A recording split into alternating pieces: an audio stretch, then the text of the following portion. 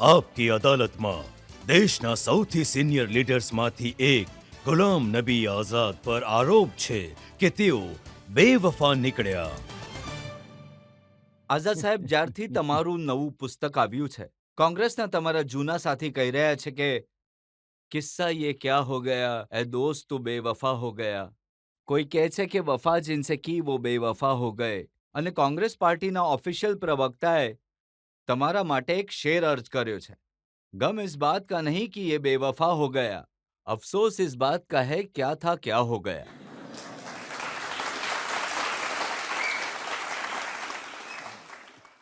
જે કહે છે કે ક્યાં સે ક્યાં હો ગયા, એ જ તો જવાબદાર છે આ વસ્તુ માટે. ક્યાં સે ક્યાં હો ગયા. અને હું બેવફા નથી, પરંતુ બાવફા છું.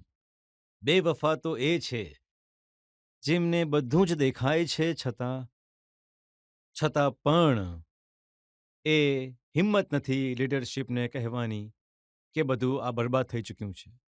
એ બેવફા છે જે પોતાના લીડરને દગો આપી રહ્યા છે, પોતાની પાર્ટીને દગો આપી રહ્યા છે. અને એમને એ કહે કે એ કહેવાની હિંમત હોય, ક્ષમતા હોય કે પાર્ટી પતી ગઈ છે, બરબાદ થઈ ગઈ છે. આ પાર્ટી જે હિન્દુસ્તાનના 34-35 સ્ટેટોમાં રાજ કરતી હતી, પાર્લામેન્ટમાં એક વખત 414 સીટો લીધી, એ બે ચૂંટણીઓમાં 50-55 સીટો નથી લઈ શકી અને લીડર ઓપોઝિશન નહીં બનાવી શકી. એ બેવફા છે. એ ધોકો આપી રહ્યા છે પોતાની પાર્ટીને. બધું જાણીને પણ લીડરને એ નથી કહી શકતા કે હિંમત નથી કે તમે ખોટું કરી રહ્યા છો. એમને આઝાદ સાહેબ, તમારાથી એ ફરિયાદ નથી કે તમે કોંગ્રેસથી અલગ થઈ ગયા. એમનું કહેવું એ છે કે તુમ રાહુલ को ना चाहो तो कोई बात नहीं, मोदी को चाहोगे तो मुश्किल होगी.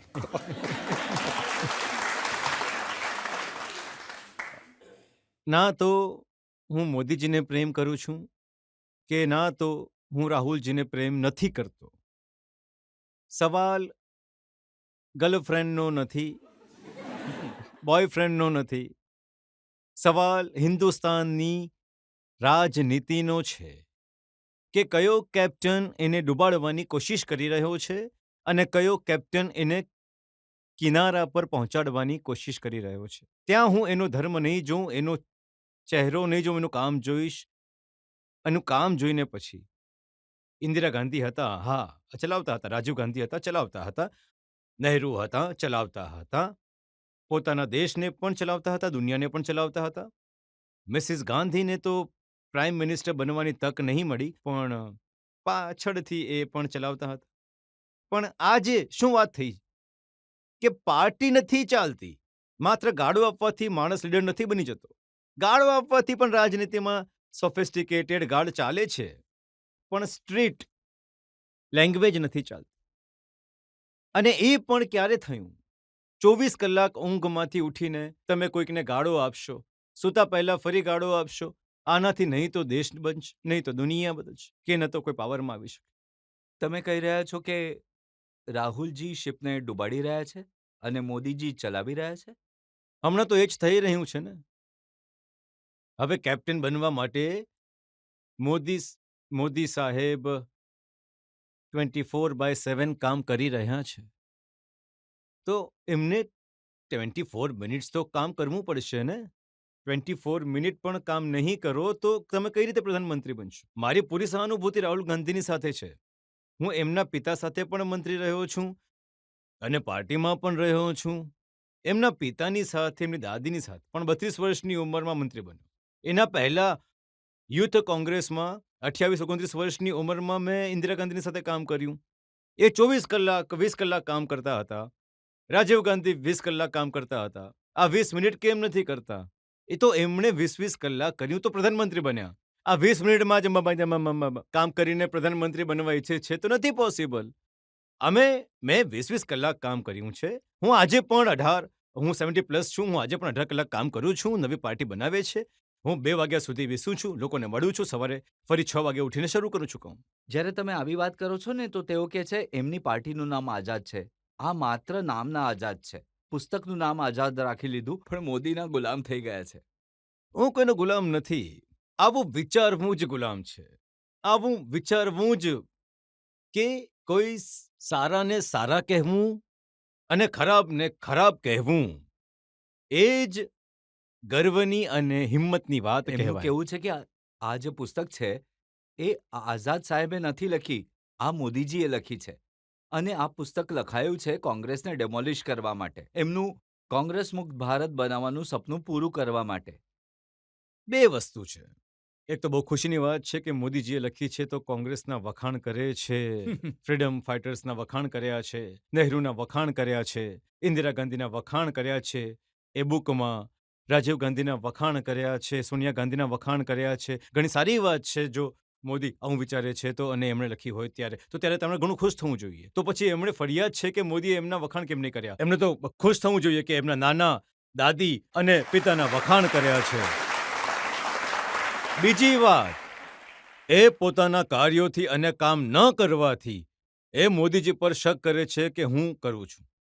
હું તો મોદીજીને નબળા કરવા માટે કહેતો હતો કે કોંગ્રેસમાં પરિવર્તન લાવવું જોઈએ. આપણે બ્લોક લેવલ પર ઇલેક્શન કરો, ડિસ્ટ્રિક્ટ લેવલ પર ઇલેક્શન કરો, સ્ટેટ લેવલ પર ઇલેક્શન કરો, વર્કિંગ કમિટી પર ઇલેક્શન કરો. અહીંયા તો 26 વર્ષોથી ઇલેક્શન જ નથી થયા. હમણાં જ તો થયું, મલ્લિકાર્જુન ખડગે આટલા સિનિયર લીડર કોંગ્રેસના અધ્યક્ષ બની ગયા. નેશનલ પ્રેસિડેન્ટના ઇલેક્શન પહેલા બ્લોકનું ઇલેક્શન થવું જોઈએ, ડિસ્ટ્રિક્ટનું ઇલેક્શન થવું જોઈએ, સ્ટેટનું ઇલેક્શન થવું જોઈએ, અને એ લોકો પસંદ કરશે. બ્લોકનું તો ઇલેક્શન કર્યું જ નહીં, ડિસ્ટ્રિક્ટનું ઇલેક્શન કર્યું જ નહીં, સીધું નેશનલ પ્રેસિડેન્ટનું કર્યું અને વોટર લિસ્ટના વગર જ કરી નાખ્યું. અમુકને તો વોટર લિસ્ટ ઇલેક્શન પતી જાય ત્યાં સુધી નથી આપતા, અને કોઈકને વોટર લિસ્ટ એ દિવસે ફોન પર જ પણ જણાવે કંઈક તો છે. થયું, ખડગેજી કંઈ અધ્યક્ષ પણ નથી બન્યા. થયું. આ ફરી પાર્ટી તો એ ચલાવશે ને. ના, ક્યાં પાર્ટી તો કોણ ચલાવતા જ નથી. કાશ એ પાર્ટી ચલાવતે તો ઘણું સારું થઈ જાત.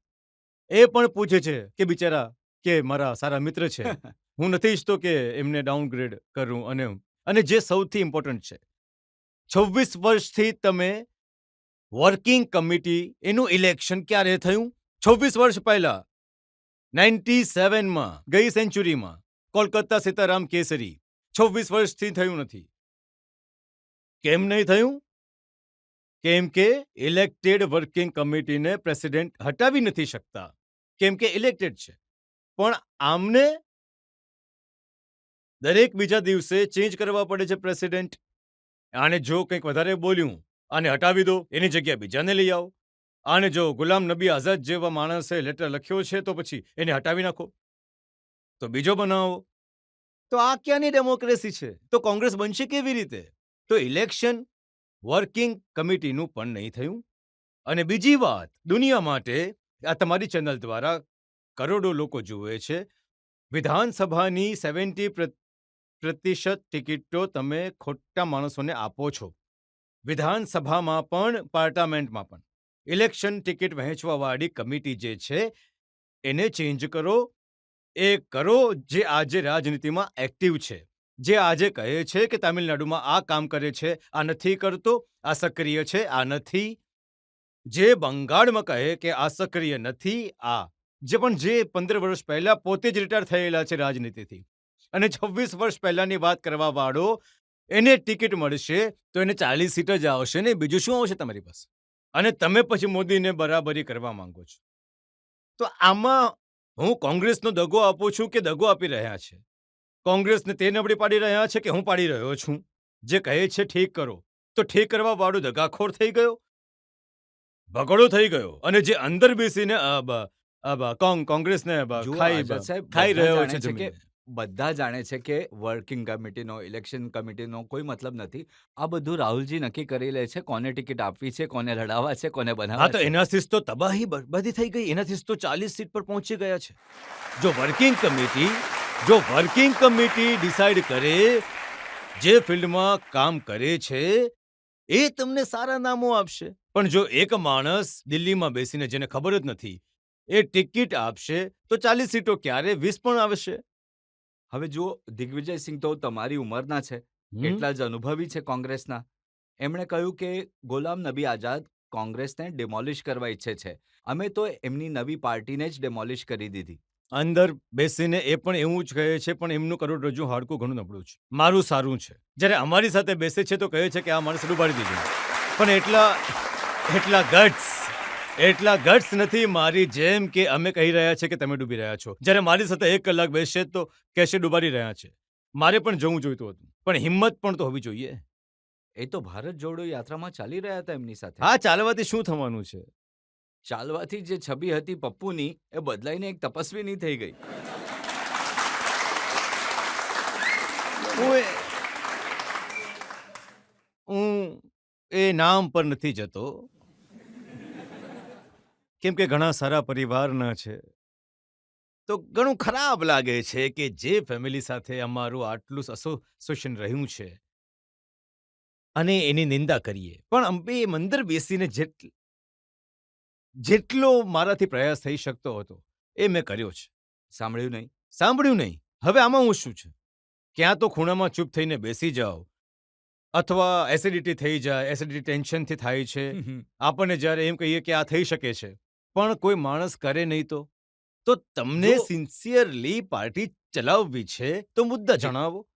મુદ્દા છે મોદી ચોર છે, અદાણી ચોર છે. મને કોઈ તકલીફ નથી, મારા સગા સંબંધી નથી.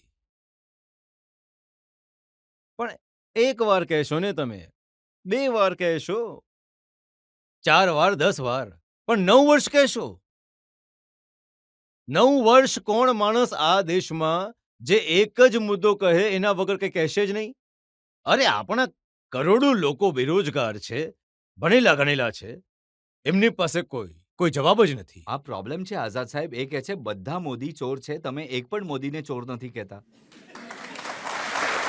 એ એક કહે, મેં ક્યારે કહ્યું? તમે તો તમે નથી કહેતા. પણ 9 વર્ષ તો નહીં કહી શકો ને. આ દેશમાં 130 કરોડ લોકો રહે છે. 130 કરોડની 10,000 કરોડ સમસ્યા હશે. તો તમને જે 2 સમસ્યા કેમ દેખાય છે? અને એ તમારી સમસ્યા છે. એ અનએમ્પ્લોયડ યુથની સમસ્યા નથી.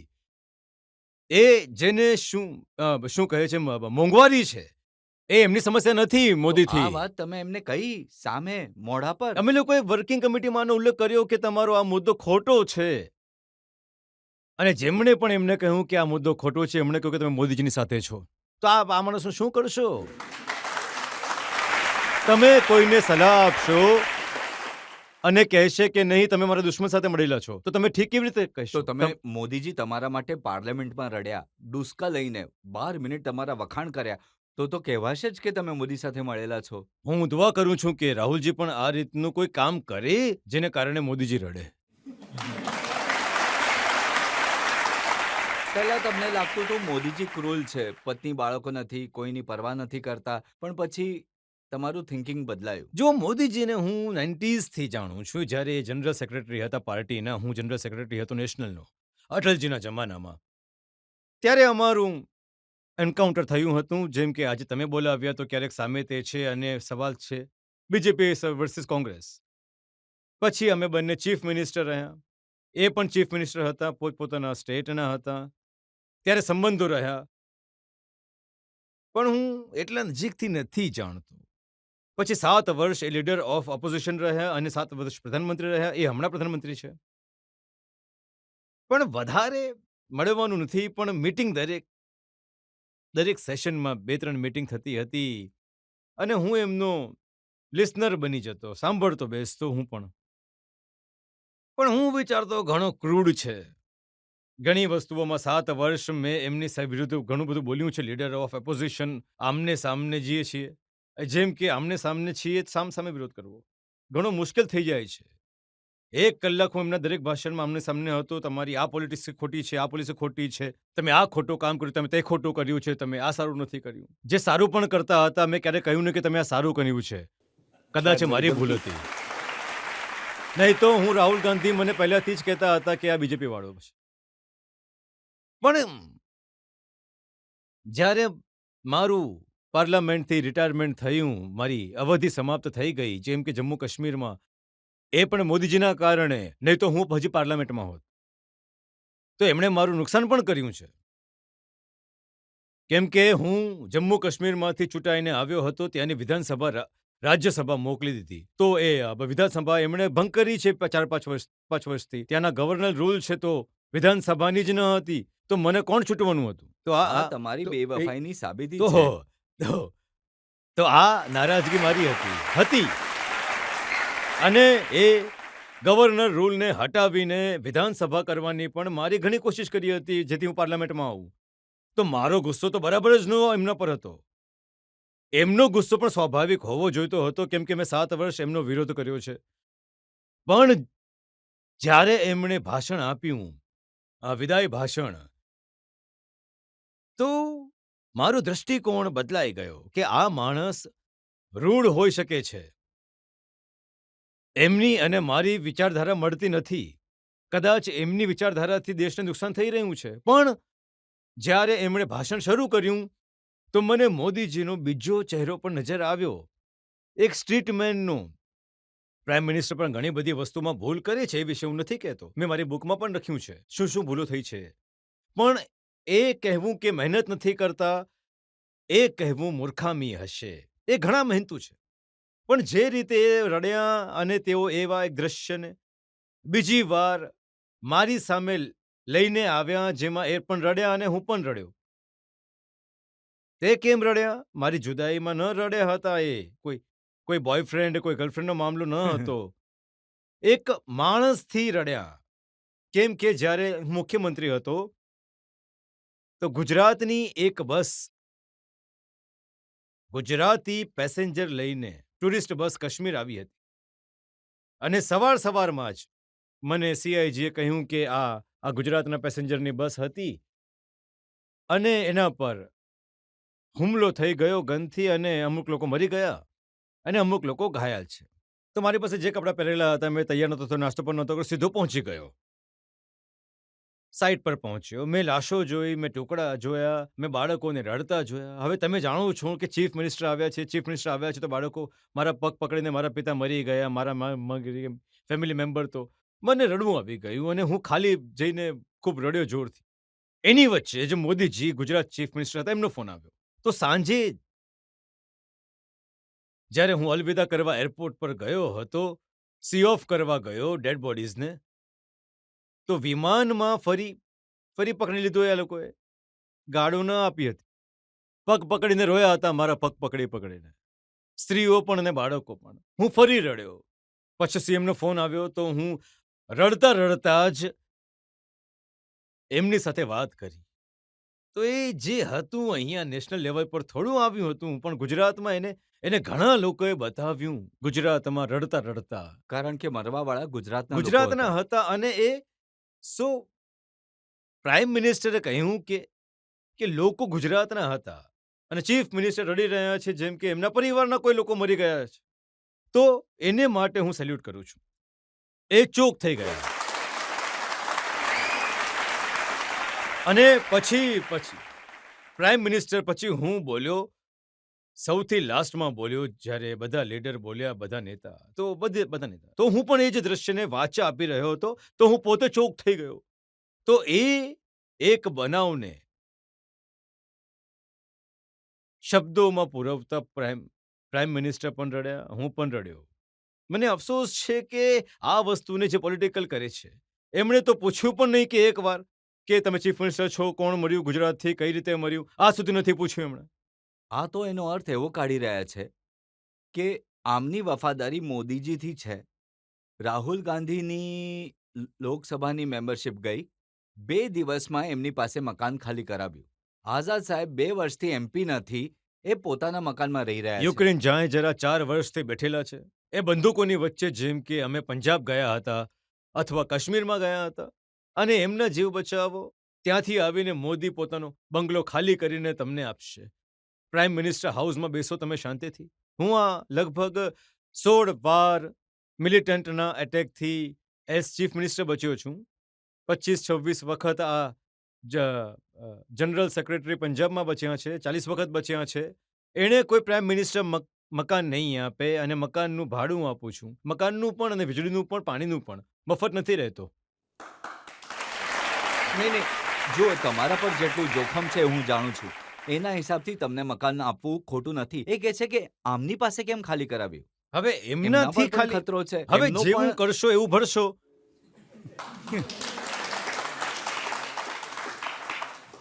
તમે 24 કલાક ગાળો આપશો તો એ પણ તો જરાક ખંજવાળ છે ને. કોંગ્રેસ છોડવાવાળા તમે એકલા નથી. હિમંતા બિસ્વા શર્મા, એમણે છોડ્યું, એમને ફાયદો થયો. એ મુખ્યમંત્રી બની ગયા, મિસ્ટર સિંધિયા કેબિનેટ મિનિસ્ટર બની કેબિનેટ ગયા. મિનિસ્ટર બની ગયા. ઘણા બધા 1 ડઝન છે. 2 ડઝન લોકોએ આસપાસ છોડ્યું અને છે. આ તો એ લોકો હતા, સિંધિયાજી ખાસ કરીને. અમે એમને જોતા હતા પાર્લામેન્ટમાં, સાફ દેખાતું તો એ જ સૌથી વધારે હસી મજાક કરતા હતા રાહુલ ગાંધી હા, હા. સાથે. હંમેશા એમની સાથે જ વાતો કરતા બીજા હતા. પણ આપણા યુપીના યુનિયન મિનિસ્ટર એ પણ એમનાથી ક્લોઝ હતા. જીતેન પ્રસાદ. હા, જીતેન પ્રસાદ પણ ક્લોઝ હતા. એ બીજેપીના મંત્રી છે. બીજી સુસ્મિતા હતી, એમને પણ એમપી બનાવ્યા હતા. એ પણ એમના જ જેટલી જે ઉંમરની છે, એમની જ નાની મહિલા કોંગ્રેસ નેશનલ પ્રેસિડેન્ટ ચાલી ગઈ. ટીએમસીમાં તો એમપી બની ગઈ. તો તો કેમ? એમના તો બધા યુથવાળા જ છોડીને જઈ રહ્યા છે, કેમ જઈ રહ્યા છે? એમના સ્વભાવથી. હિમંતની વાર્તા તો આપણે સાંભળી. એ મળવા ગયા હતા ને એમણે કહ્યું કે રાહુલ ગાંધી કૂતરાને બિસ્કિટ ખવડાવતા રહ્યા, મારી સાથે વાત નહીં કરી.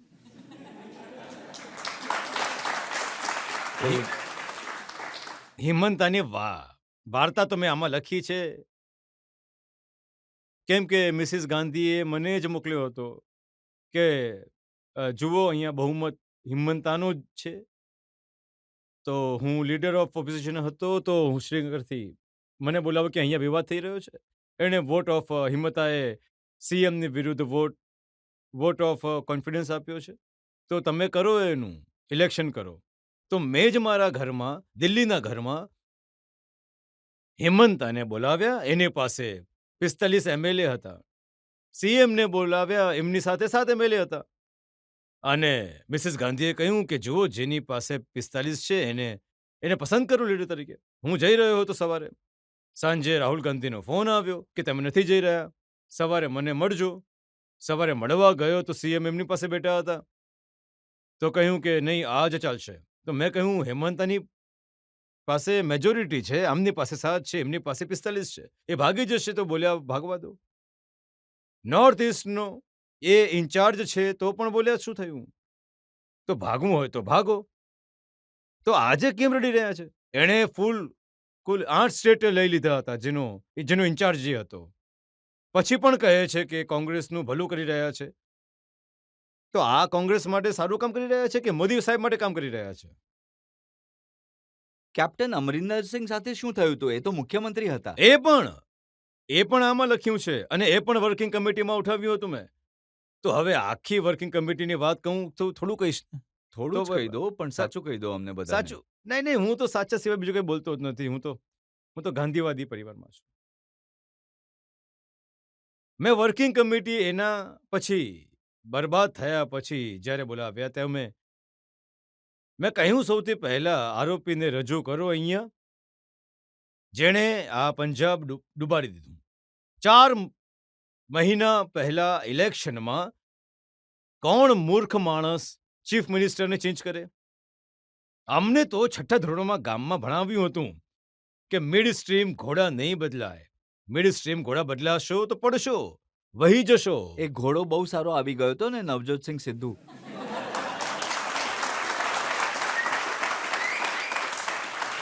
હા, આ સાચું હતું. આટલો મોટો ઘોડો મેં જોયો નહીં, જે પેસેન્જરને લઈ જઈને પોતે જ ડૂબી જાય છે.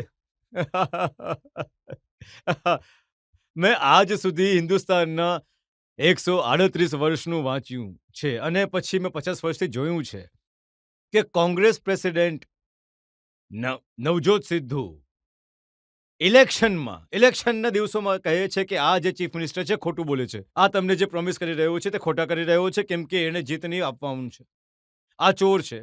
એટલું જ નહીં, એમની દીકરી પણ ઇલેક્શનમાં કમ્પેન કરી રહી છે પાર્ટીની કે અમારો ચીફ મિનિસ્ટર ચોર છે.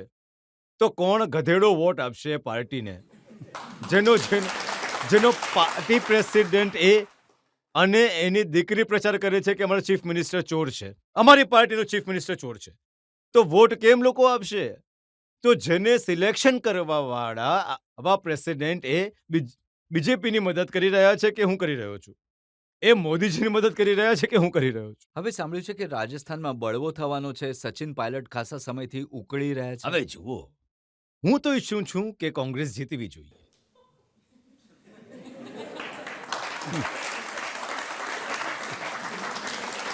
પણ કેપ્ટન પોતે ઈચ્છે છે કે શિપ ડૂબી જાય, તો હું કેવી રીતે બચાવું?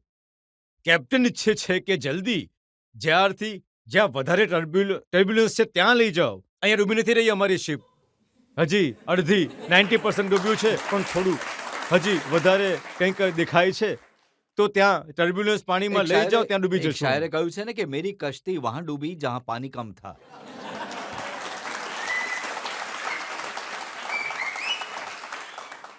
તો પણ તો પાણી તો હતું, આ તો રેતીમાં ડૂબી રહ્યું છે.